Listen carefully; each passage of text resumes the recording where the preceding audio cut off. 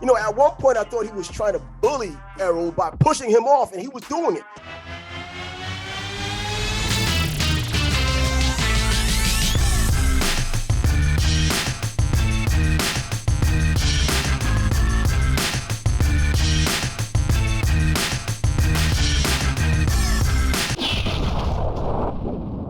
Yo, this is Trav with Trav Sports Bag. As you can see, Bias is with me, and you know what it is about.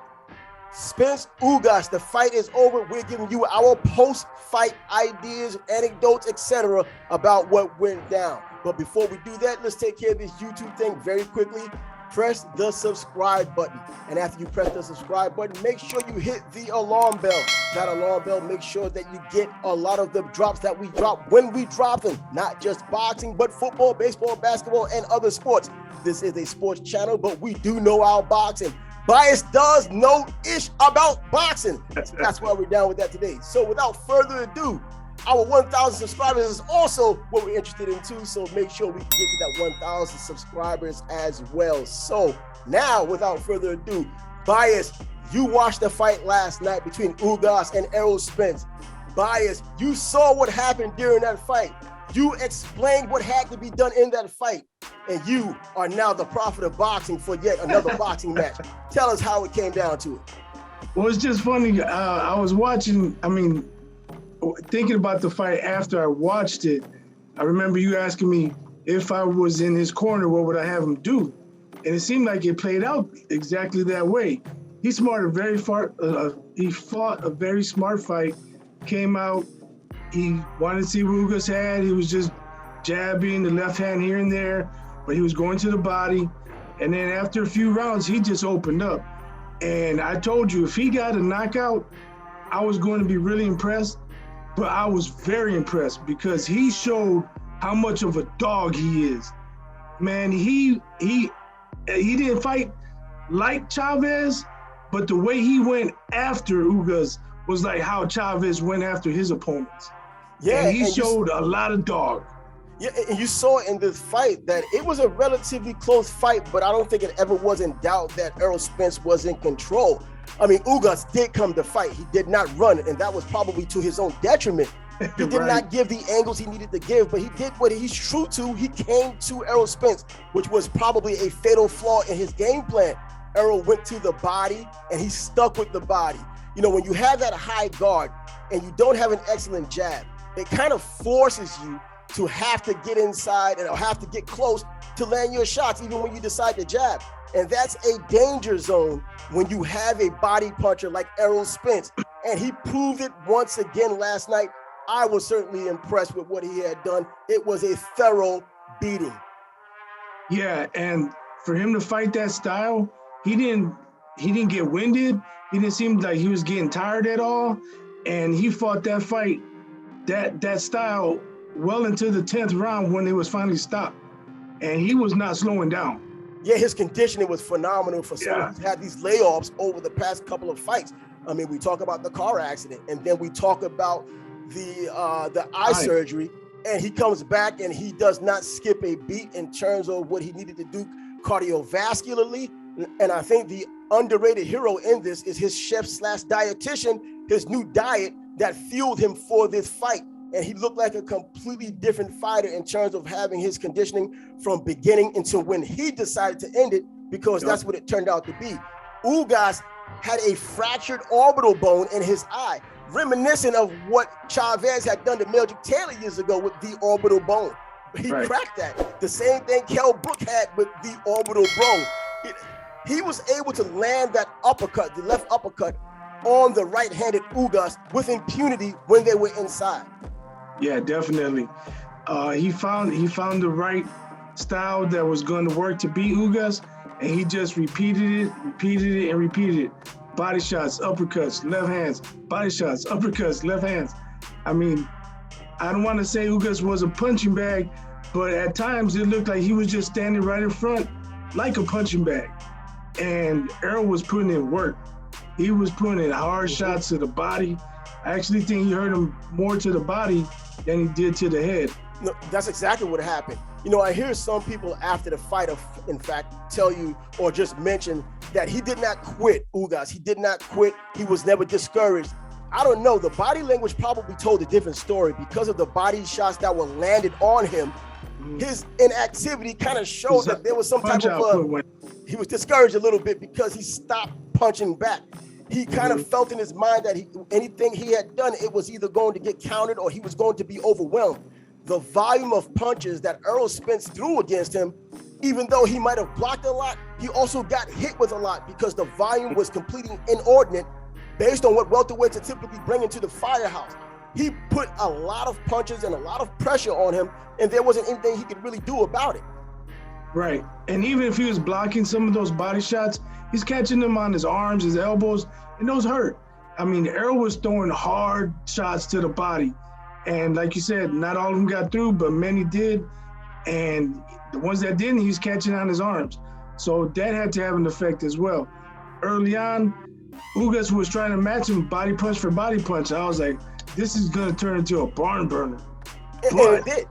It did, but you could see Ugas was steadily getting broken down, and Spence was he had his foot on the gas pedal. He was going, and nothing was slowing him down. Even when he says, he said he thought the referee said stop, so he stopped, and he got cracked. He wobbled. He was hurt. Yeah. But that still didn't stop him. He came back. He was all over Ugas. And I thought Ugas should have been going after him, trying to stop the fight. And I'm glad you mentioned that part of it, because I've looked online, and of course, everybody's an expert after the fight. They think they're experts before the fight.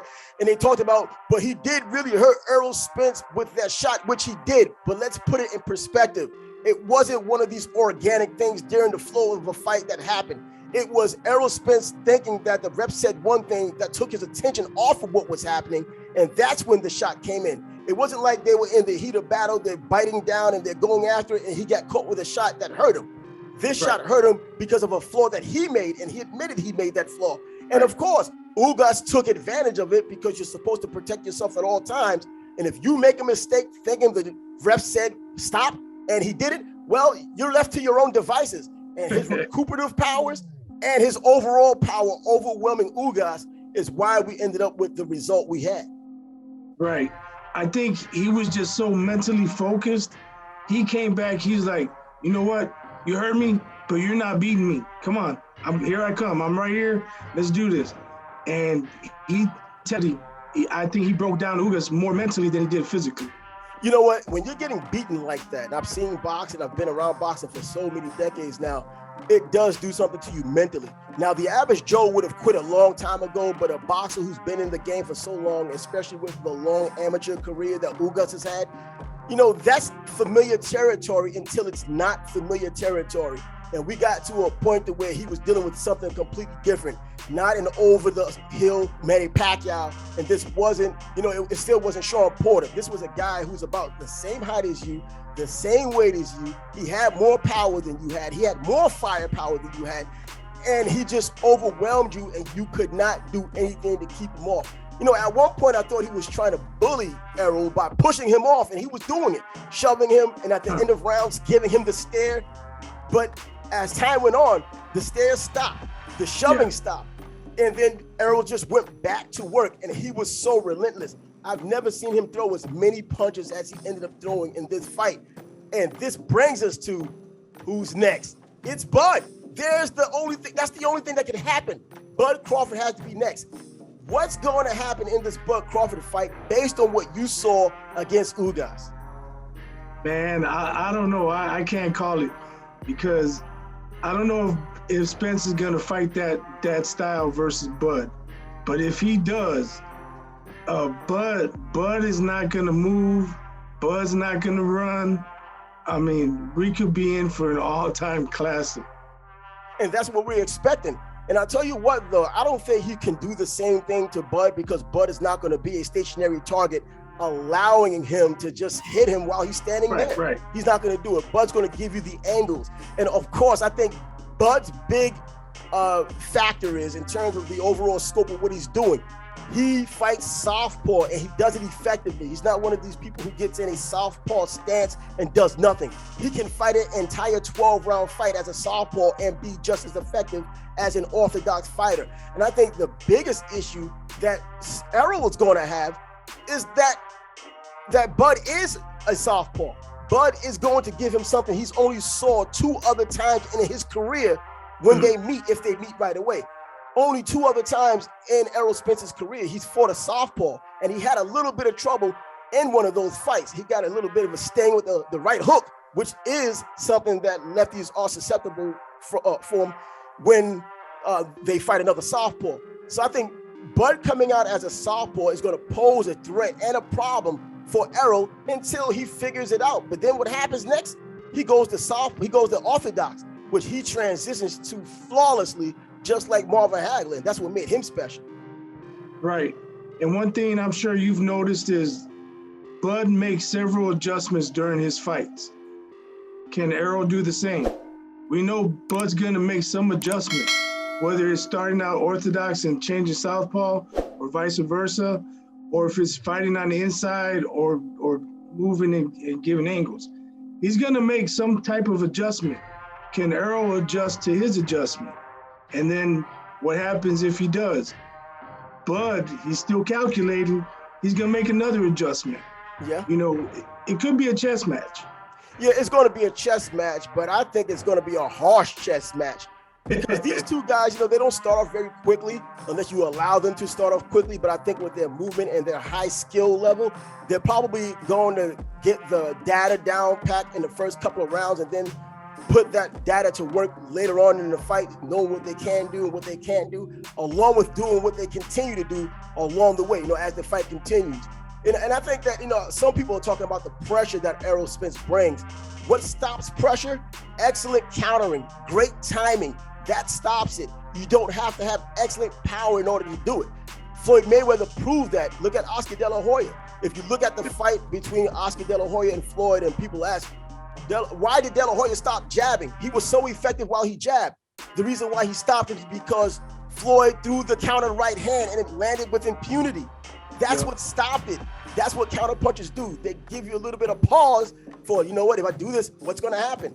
And that's what happened. That's why he stopped jabbing. And Floyd, as we know, isn't knocking too many people out with one punch. At 147. At 147. But that's enough power, though, for a guy like Terrence Crawford, who came from where Floyd came from at 130.